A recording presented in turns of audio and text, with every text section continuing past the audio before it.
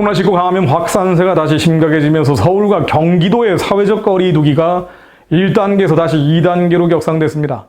종교시설에 대해서 또다시 집합 제한 조치가 내려졌죠. 실제 경기도 도내 교회에서만 김포 주림의 섬교회, 고양 반석교회, 기쁨 153교회, 용인 우리제일교회 등 총 201명의 확진자가 나왔습니다.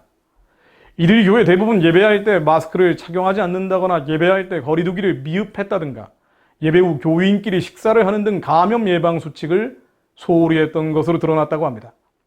서울시에서는 사랑제일교회 한 교회에서만 249명의 확진자가 집단적으로 나왔습니다. 교회를 다녀간 사람만 4,000명이 넘는 것으로 알려져 있습니다. 크리스천이라면 지금 벌어지는 상황에 대해서 당혹감과 안타까움, 그리고 이게 뭐지 하는 뭔가 억울함을 함께 느끼실 것 같습니다. 저 역시 현 정권이 접근하고 있는 방식이 심각한 문제가 있다고 생각을 합니다. 바로 일반화를 통한 살벌한 접근 태도 때문일 것입니다. 일부 교회들의 방역 소홀은 비판받을 수밖에 없습니다만 교회 전반은 방역을 준수해 온 것이 사실이죠. 예배할 때 교인들로 하여금 철저히 마스크를 쓰게 하고 찬송을 하거나 기도할 때도 마스크를 쓰도록 하는 등 방역의 기본 수칙을 지켜왔습니다. 그럼에도 일부 교회의 일탈 사례를 들어서 코로나19로 가장 큰 피해를 본 피해자 집단인 교회가 졸지에 가해자 집단이 되어버렸습니다. 언론은 교회발 코로나19 확산이라는 제목으로 머릿기사를 올리고 있습니다. 한국의 지식인 집단이 교회에 얼마나 적대적인지 이번에 다시 한번 확인하게 되는 것 같습니다. 일부 교회에서 또다시 집단 감염이 확산되고 있는 것은 매우 유감스럽고 또 고통스러운 일입니다만 그렇다고 모든 책임이 한국 교회에 있는 양 몰아가는 정부와 지자체의 자세는 분명 문제가 있습니다.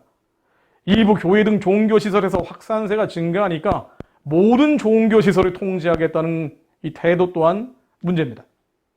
몇몇 식당에서 확진자가 나왔다고 모든 식당에서 행정명령을 내리지는 않았죠. 이태원 게이클럽에서 확진자가 나왔다고 전체 게이클럽을 폐쇄하지도 않았습니다. 이번 2단계 상향 조치에서 예배는 제외한다고 해놓고 예배 중에 찬송을 부르지 마라, 통성기도를 하지 마라, 큰 소리로 기도하지 말라는 식으로 세부지침을 내렸는데요. 이것은 방역을 구실로 사실상 예배를 통제하겠다는 것이나 마찬가지입니다. 잘하고 있는 대다수 교회들의 예배권까지 함부로 침해하는 행태입니다. 집합 제한 명령을 위반해서 확진자가 발생할 경우에는 구상권 청구와 개개인에까지 300만 원의 벌금을 물리겠다고 했는데요. 철저한 예방적 차원이라기보다는 아예 교회에 가지 말라는 식의 반협박조로 해석될 수밖에 없습니다. 종교계의 적극적 협조를 요청하는 대신에 강력한 처벌, 강력한 벌금 부과 등으로 국민을 겁주기에 바쁘다는 인상이 짙습니다. 같은 말이라도 아다르고 어다르죠.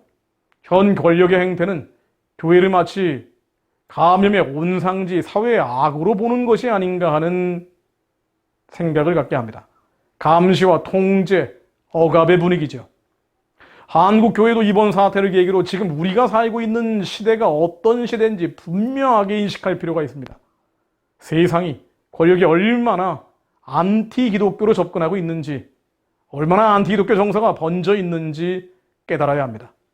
법률 하나, 정책 하나 바꾼다고 해결될 수준이 아니라는 것입니다. 하나님이 개입하시어 역사의 반전과 역전을 이루어 주셔야 합니다. 그것을 하실 수 있도록 길을 여는 기도를 해야 합니다. 미가 2장 12절 말씀입니다. 야곱아, 내가 반드시 너희 무리를 다 모으며 내가 반드시 이스라엘의 남은 자를 모으고 그들을 한 처소에 두기를 보스라의 양떼같이 하며 초장의 양떼같이 하리니 사람들이 크게 떠들 것이며 길을 여는 자가 그들 앞에 올라가고 그들은 길을 열어 성문에 이르러서는 그리로 나갈 것이며 그들의 왕이 앞서가며 여호와께서는 선두로 가시리라. 주님이 길을 열어주시기 위해서는 주님이 가고자 하는 방향과 우리의 방향이 같아야 합니다.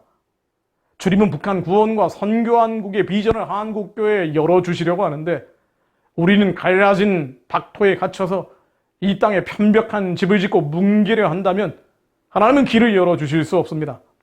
이 답답한 상황 한 가지를 해결해달라고 기도하는 것뿐 아니라 이 상황 너머에 하나님의 거대한 지도를 봐야 합니다. 예수 그리스도께서 그 길을 열어주시기를 기도해야 합니다.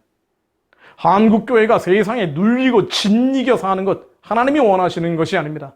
하나님은 북한과 만주와 연해주 중국 땅을 넘어 땅 끝까지 한국교회가 교회 짓고 학교 짓고 선교하는 제사장 나라가 되길 원하십니다. 이 큰 지도를 보고 하나님께서 길을 열어달라고 기도해야 합니다. 그래야 이 작은 문제들도 자연스럽게 해결이 됩니다. 세상에 도망다니고 얻어맞고 찢기고 눌리고 상처 입고 더 이상 이런 답답한 상황이 아니라 하나님께서 이제는 북한 구원과 해방의 길을 열어주시고 세계 선교의 길을 열어달라고 기도해야 합니다.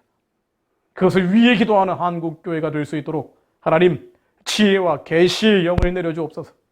지금 당하고 있는 한국교회의 고난이 각성과 회개의 계기가 되게 하옵소서. 이 어려움 가운데 고통당하고 있는 작은 교회들, 개척교회들 하나님 지켜주시고 슬픔이 변하여 춤이 되게 하옵소서. 눈물이 변하여 하나님을 찬양하는 노랫소리가 되게 하옵소서. 하나님 깨닫게 하시고 단순히 하나의 사건이 아니라 거대한 전쟁이 벌어지고 있음을 한국 교회가 깨달을 수 있게 하옵소서. 깨달음의 영을 부어주옵소서. 예수 그리스도 이름으로 기도했습니다. 아멘.